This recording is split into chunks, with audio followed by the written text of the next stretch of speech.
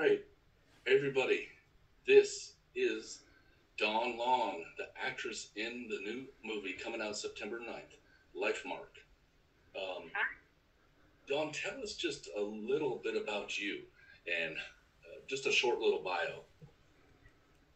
Really quickly, okay, I'm a passionate outdoors person, part tomboy, part maybe a little bit, I don't know another word to call it, elegance. I used to teach charm and modeling and teach dance. We had a dance studio in my house, but I grew up on horses and I hike and fish and hunt and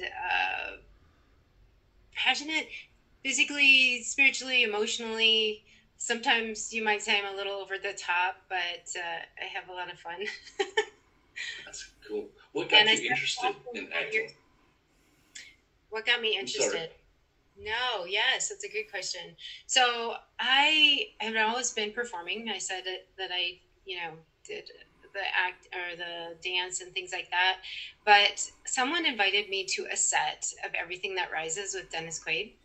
And we went and I had some favor there. It was really phenomenal. So I was invited backstage and to the cast and crew roping. I rode Dennis Quaid's horse and it was great. And it was during a time period about 2 weeks. I had been asking God, what do you want me to do with my life? I just graduated from college and I thought, I don't know where I'm going with this. What do you want me to do? And after I got off of a couple days on set of Everything That Rises, I was just on fire and I didn't know what to do with it. And I went to God and I said, what is this? Because is this what you want me to do? Acting? Really? And because I didn't want to do anything for vanity or for reasons to be celebrity or things like that. And I clearly heard, I'm going to use film to change the world. And I heard that twice and I knew it was him. I knew it was him. And I said, okay, I'm on board. That's how I got Wow. started. Wow. Hmm. That is awesome. That is so awesome. Now, tell everybody what have you done already that people may or may not know you from. Yes. Uh, well, I started out doing commercials, then some student films and things, but I did my first feature lead role was called Take Two, and it's a very no low budget film, but it was based on a true story, which I love. Wow. And yeah, and it had some impact, like the feedback we got. So I'm really proud of them for making that feature as well as they did for no budget. I didn't have a director on that one, so it was really pretty raw and things, but it showed me enough that, oh, maybe you have something naturally. I'd already been learning throughout the years ever since my experience on set of Everything That Rises, but it was my first time. Just go and do it. And so then from there, I got Treasure Lies, and that's a strong supporting role. That is such a fun movie. If anybody hasn't seen that one, it's family friendly. It's just fun. It's good stuff. Feel good. And then bumped up to Lifemark. So it kind of went boom, boom, boom. Like really That's big. cool. So That's cool. So this is probably your biggest project, right? Lifemark. so far, it is Wow, most that's awesome. definitely. I have to say, I see Kathy Patterson is there. You worked with her, right? Yes, Yes, she's from Lifemark. G. Yes. That's I'm awesome. so Hi, excited. Kathy. Hi, Kathy. Um, I'm just curious. How did you get this role? I mean, how did it happen? Did you just find an audition? Did your agent, or how did it all? How does it all work out? Yes. So I know there's Jean, a big story to that, so I'll let you tell. there is. Yes.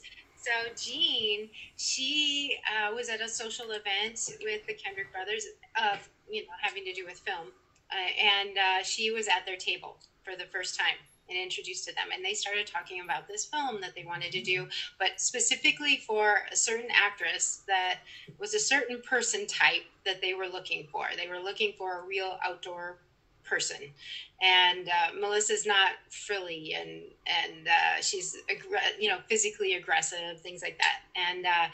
And when they told her, Jean said she just felt so much boldness come over, and she said, "That's Dawn Long." that's Dawn Long. And she just felt so bold. And she messaged me then and she said, Dawn, pray. I just pitched you to someone I know you want to work with. I can't tell you who. So anyway, time goes on. And, when you get messages on Messenger and they're not your friends already, it goes into some kind of file. And I would see that I would get to those once in a while, but I never caught them and I never knew where they went. And one day I caught one and I saw this message from Melissa Coles, and she said, hi, I'm the biological mom in the movie and I am praying for you to get the role. And she had hearts and exclamation points and everything like that. And now this is 2.5 months later after she saw it. So, I had apologized that I hadn't seen it that long, but I still didn't know what she was talking about. I said, thank you. I replied, this was 2.5 months ago, so I'm assuming it's already filled, but I appreciate it. And then she went on to tell me. So I learned about the film from her, and I went to my agent right away, and I said, Gene, what's going on? Is this really real? And she said, yes, this is real. And so then of course, we talked, and I'll share more about that later, but I auditioned. We had a self-tape audition, so Gene submitted me, and they knew they wanted to look at me, and then there was 3 callbacks, and they were intense, especially the last one. So the last callback, I was in front of the camera, and this is not a complaint, it's just reality. This is what you have to do because they have to vet everybody, make sure they're the right person. So I was one of the people. I stood in front of my camera with the lights on me for 3.5 hours, ready to cry at any moment, because there were 3 Davids that they wanted to do a chemistry test. I'd already chemistry tested with Alex Kendrick, but there were 3 Davids. And it was an emotional scene, but they were testing them with somebody else or other people too. So I would have to wait. And so 3.5 hours, I stood there, and by the grace of God, I couldn't have done it without, yeah. So at what point did you know you got the part? So Melissa messaged me shortly after that, and she said, hey, I want to Zoom with you and Alex. Can you do that? And I said, okay, not knowing what was going on. And so I just went into the room on my phone. I put everything away already, and I just said, Dad, come sit by me, because I was at his house because I needed to be somewhere that it was quiet. And so he sat next to me, and they Zoomed, and they are stinkers. And there's a video. Maybe they'll show at some point, but they got on, and Melissa was like, Dawn, I know we really wanted you to get this role, but I have to tell you that. And then she just screamed and shook her head, and I couldn't even understand her. So I was kind of leaning in like, what are you saying? And then it hit me, and Alex said, congratulations. And he tried throwing it off too. There was a lot of people. We auditioned, very good actors and things, so that was a setup. And all that was true, but they tried to punk you. They punked me. It worked. Wow. But now, actress. What is it about Melissa that you think draws you, at least to her, into that character? Just the similarities you have? We are very similar, and we're different, but we're very similar in some key core ways, and really in some phenomenal ways that aren't out yet. And I'm hoping that'll come out in the future, some really deep ways. But yeah, and so we were able to work with each other and help each other and talk with each other about that. But it's just Melissa. She's so dynamically, passionately loving. We speak the same language, and bold. Her truth. I love her truth. The truth, and justice and things, and faithfulness. And she'll try, and she won't stop until that goal is met. And she's just so courageous. I just love her whole. I can hear her saying yes, because I know she's watching. Is she watching? I can't literally hear her, but I know she's saying something. I know. Hi, Melissa. I can't I know see she's watching. I seen it earlier. I seen her, and I was like, yeah. Love you, Melissa. Now, how long did you two hang out? I mean, because the film took longer than expected because of the whole virus and everything. So y'all got to know each other probably more than most would in this situation. Right. How long was that? I mean, and what is that like? From the time she messaged me and we started communicating, it was a year till when we filmed. And so, wow, what an opportunity. I was able to talk with her. She sent me 18 gifts. This is Melissa. This is so Melissa. 18 little gifts in little baggies with little notes. And each thing that was something that described her. So I would get to know her well. So, for instance, a little bottle of Tabasco, because she carries Tabasco in her purse so that she can have Tabasco with all of her meals. And then a little note describing it. And some things that we were similar on. We both loved the beach, the ocean, sand. So she sent me a little bottle of sand. So that was phenomenal. I felt like I was walking in a dream already before I even, got the role. So we did that. We went through. I lived on Parker Avenue. The documentary that the film is based on must be over 100 times, and then we went through it. We went through it moment by moment by moment, and I asked her, what are you thinking? What are you feeling? What are you needing in this moment? And it took us 3.5 hours to get through it. And again, the whole thing, it was just a dream, because being able to prep to represent a real person is such an honor. And for a short period of time, it felt like pressure, because I wanted to do her justice, So, you can change things up with somebody you're making up, but a real person, I just wanted to do the best I could and honor her truthfully. So it was at that time. Yeah, I hear, I love behind the scenes stuff, and I hear different interviews from different people.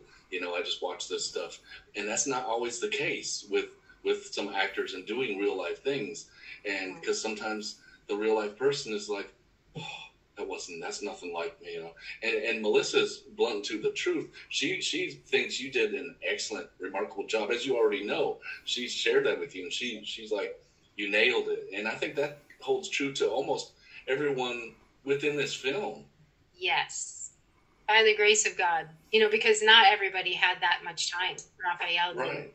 And Becky didn't with Susan, but. Melissa's such a unique, dynamic character. Not that the others aren't; they're very unique and dynamic. But they really wanted that message of her to come through. And evidence is, she reaches out on Messenger, not knowing if she could. She's like, "I'm not sure if I should do this, but I did." She said, "I'll tell Alex." So she did, and he's like, "Okay, whatever." But yeah, that was extraordinary. And because we're so similar, I think it was just getting to know her and just feeling her, which was easy. Yeah. Thankfully. Now I got one question here. Without giving away any spoilers, I know this is a question that David has asked, almost all of them, but I want to add one more thing to what he asked. Without giving any spoilers away, what was your favorite scene? Not favorite scene all over, but your favorite scene to be in. The favorite scene, because you had a lot of scenes. What was and if you can say it without giving it away, because there's probably many of them.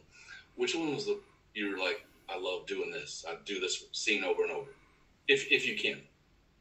I felt so present and so Melissa when I was in the scene after they had met and they come into the house together and they spend time and everyone's together, both the Scotton family and Melissa and her husband and her daughter, Courtney, and where they really just got to look each other and be with each other. In the documentary, I felt her vulnerability in that moment, and that it was so real. I have a story about what Kirk Cameron did during it as well, because he had to keep it cool, right? So Jimmy is not as emotionally expressive as Kirk Cameron is, and so Kirk Cameron had to be a little bit more reserved, and he was having a hard time not breaking down in that scene.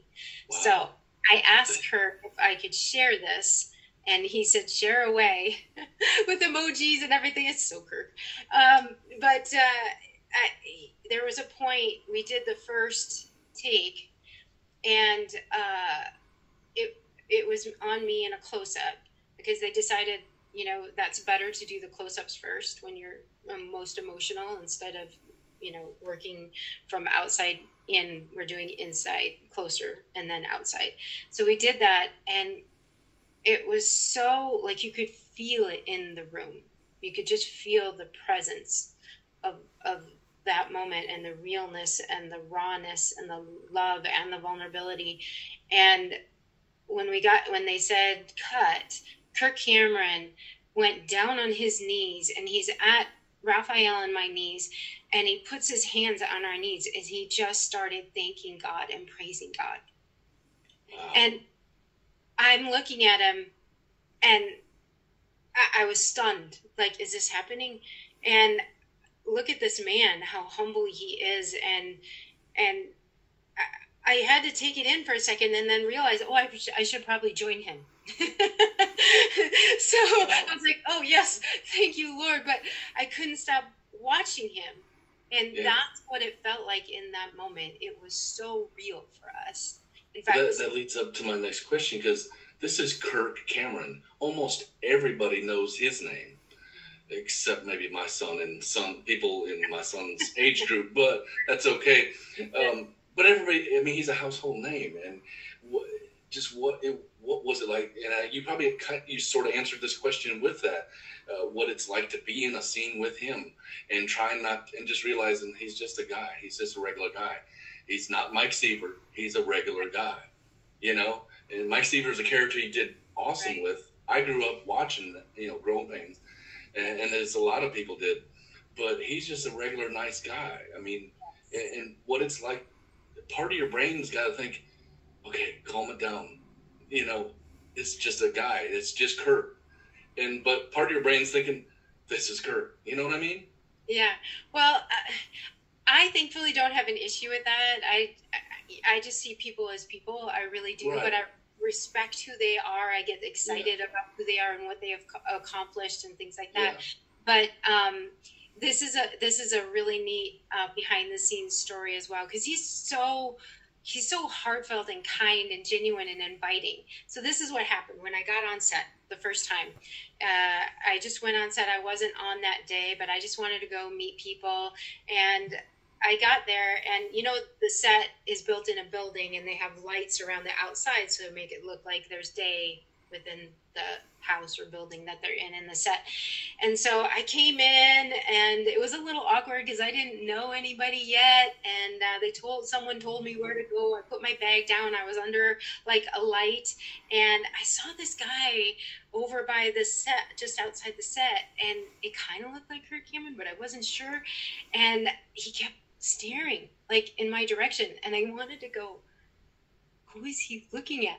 And he just kept staring. So then I got my bag down, I got settled, and I walk over, and Alex Kendrick is there, and Kirk Cameron comes up to me, he goes, hi. He said, I'm sorry. He said, I'm just a little starstruck. He said, all I've seen you in is videos up until now, so I couldn't stop watching you. Oh, wow. He's starstruck to you? He's starstruck. Wow. Yes. He's really like, good at are you kidding me? Yes, and I talk about setting you at ease. That's we're so happy and delighted to see you. And that's Kirk Cameron. He love walking, and so are the Kendricks. It's just so friendly and fun and relaxed. He had a program earlier this week on takeaways. Yes. And I had shared that, and I'd watched that. And, when people watch it and don't realize, he's not acting. He's just acting. He's like all cool and everything, but people might not realize that that's really who he is. He's just that way. And I don't know, but just knowing from everybody's talking about him, he's like just that cool. He's a person. Really cool. Yeah, he's a person that happens to be an actor who happens to be a celebrity. He's not a celebrity who happens to be a person. Right. And that's right. That's a great way to put it. That really is. Yes. That really is. And I know this has been out there before, but I believe with all my heart, this movie itself, and this is why I'm just promoting this. I'm not paid to promote this. I tell people I'm doing this just because I know this is going to be big. God has laid this on my heart, and I'll do everything I can to help promote this because I know it's going to be huge. And this movie's not only going to save lives, I believe it. It's going to change lives in every form that you can imagine. And I'm not one to usually even say those kind of things unless I really truly believe it. It's I do too. It's all the pros. It's pro family, pro reconciliation, pro forgiveness, and it's so much more. It's all that. Pro love. There's just so much to it. You're gonna cry and laugh in the same for the same couple minutes. You know, it's just I've not even seen anything other than what's out in the public, right. And I know this. I just know it. You're right. I haven't seen it either. How do you think this film will impact how people view adoption? Yeah. Well, I think they'll be much more open to it. In fact, there was a pre-screening that the Kendrick brothers did at their festival, and a man came up and he was in tears, and he already said that his wife had been so wanting to to adopt someone, and he was not for it. And after watching the film, he said, "I'm calling her tonight, and I'm going to tell her, let's adopt." So yeah, I think very favorably, and I believe it's going to touch moms, biological moms, and validate them that what they're doing is giving a gift. The gift of life, whether they keep the child, or the gift of adoption of family for someone who wants a family, that desperately wants a child, like Susan did. And there's so many people that want family, and then the destinies, then that person, David, it was him and his family members. So that's 7 people whose lives were changed and blessed because of Melissa's decision to keep him, put him for adoption. And then, all those destinies, because he's married now and he's going to have children and things. And, I really hope that people who are children or adults who were children that were adopted, any fear of rejection, I believe so much that this is going to be healing for them, because it takes so much love, because pregnancy is not easy. So to go through that pregnancy and know you're going to give that child to somebody because you want the best life for them, that's love. That's love. It truly is. And so I'm hoping the word rejection actually turns to a word, and I looked it up today. It's ratification. I hope the rejection turns into ratification, which means approved. Let me see. Approved, affirmed, accepted, confirmed. And that they'll feel that way about themselves. Right. And the Scottons have done such a wonderful job of doing that for David. And I hope there's just healing that happens, and a lot of restoration and saving lives, saving hearts. Mm-hmm. Yeah, definitely. It's just seeing the previews, and you get a good sense of a movie, and that's the whole purpose of them, is in knowing the true story, the I Lived on Parker Avenue documentary. Watching that, I mean, that moves you. This movie, is based on that story. It's just, this movie will be incredible. I truly believe it. And then you've already kind of answered this question. I was going to ask you, what do you hope people will take away from this movie? But you've kind of answered that, and that's, that even with people that aren't wanting or looking for adoption, because people don't always think about the adoption option, as they say. Or as David says, too, Mm-hmm. Which Marissa, in the phenomenal interview she did today with David, she said, as certain abortion options get less, they're going to need other options. And the adoption option is absolutely beautiful. And I hope it just brings so much peace and love to women to know. And there's so many organizations like the one that you're with,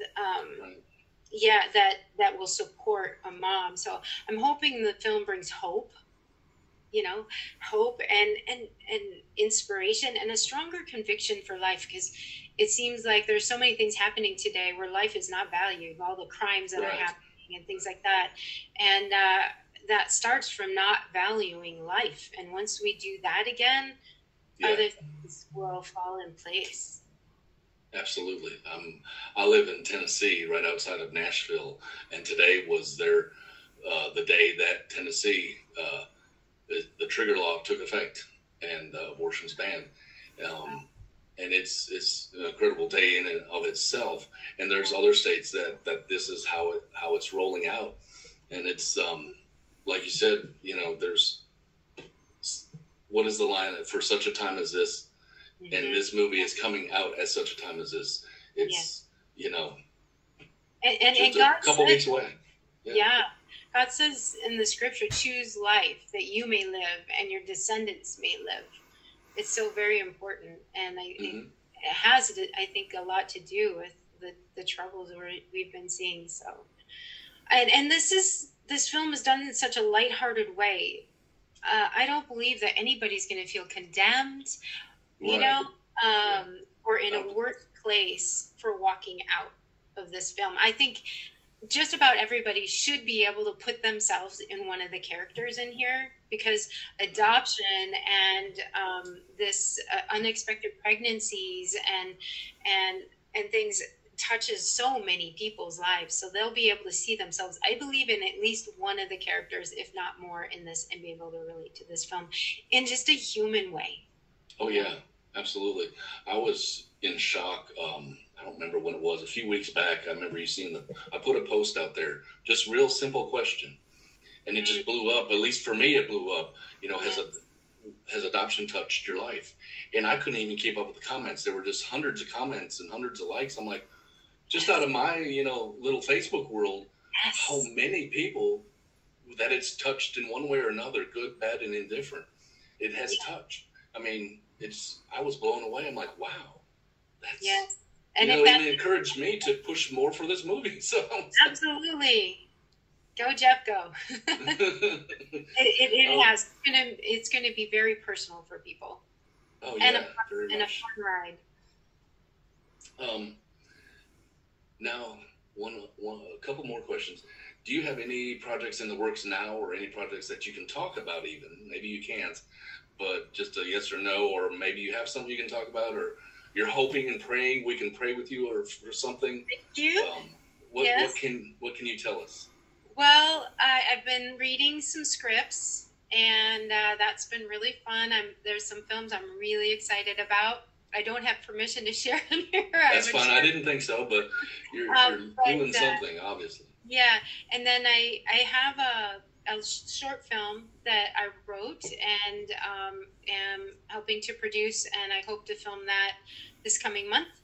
And that's turned into a passion project for me as well. And then I also just signed a very big contract for an exciting, fantastic film that I'll actually be filmed in Montana. It's going to be a big film, and cool. I'm very thankful and excited about that. And that will be next late spring, early summer. So okay, well, definitely. I know you'll keep everybody. As when you can tell information, you'll be letting us all know, and that'll be great. That'll be great. I figure you had some stuff up your sleeve, and I'm sure that even this movie will help you as well. I mean, this is going to be huge. They've given a whole week from the 9th to the 15th. And, of course, the big opening weekend is the big one. So where can people go get tickets? Tell everybody. Yes, you can go to lifemarkmovie.com and you can plug in your zip codes. You can find out what theaters near you. It's in almost 1,500. It'll be 1,500. I believe that for sure. They're so very close. 1,500 theaters, and they've already sold 31,000 tickets. So some places the theaters are sold out, but this is a way for people to vote for the type of films they want by going to the theater. And it's a way for also quality films to be made, because streaming does not pay for big budgeted films. Right. And I'm so happy that the organization I'm with, Operation Saving Life, we bought 200 tickets, rented out a theater. We're doing our own pre-screening. I can't wait as well. lifemarkmovie.com if you're not in Middle Tennessee. If you're in Middle Tennessee and you want to check us out, go to operationsavinglife.org. Both websites if you're in Middle Tennessee. If you're not, go to this movie, buy tickets, rent a theater out. This I think will be even big for churches all across the nation, that they can do this and plug in. Yes, and bring people. Like families can bring other kiddos that, might not hear this message another way. So bring them, and this will stick with them when they see it, they hear it, they feel it. Seeing film on a big screen is a very impactful way to get a story. And that's how God's working right now, is through film. Absolutely. There's nothing like seeing a movie on a big screen. In my mind, some movies are not so much, but seeing a movie on that big screen, eating that greasy popcorn, drinking that drink, and just seeing it, because you're paying no attention to that.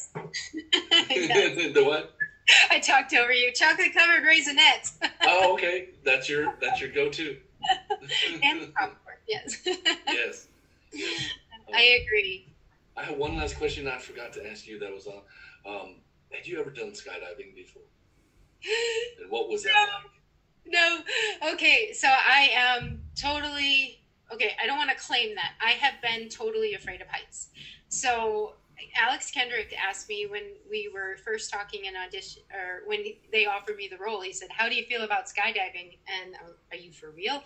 And they were for real, because that's what really happened in the story. So I actually went under some minor counseling to get ready for the skydiving, because I was like, okay, how do we do this? So I was ready, and when it came down to it, the insurance would not allow it. So we did have real skydiving partners, and mine was fantastic, and they made an apparatus which was like a crane with a wood bar across the top. They had cardboard boxes down below and a big fan. And so really it was a neat acting experience, because they would raise and lower us on the ropes with the cameraman. So he would, be just a little bit lower than us and be raised and lowered with us. But the real jumpers, he said that was way more scary than skydiving. Like any of that. Thankfully they did a good job, but they hoisted me up first, and I had that moment of, and I thought, don't you dare, do not dare be afraid, because who would love to be hanging here right now? This is like so amazing. So I just let go and just said, heck with the fear. It's hard to not hold on, put your arms out. But once I did and just gave to it, then it was super great. And then the way they had us land, it was also like kind of a zip line thing. And Alex and Kevin Peebles, they have a video where they taped me, and was it Alex or Kevin yelled, "I think our actor is having too much fun," because that wasn't quite as high, and I was kind of used to it, and I would just want to be up there. I could have hung up there all day. Let's do it again. That's wild.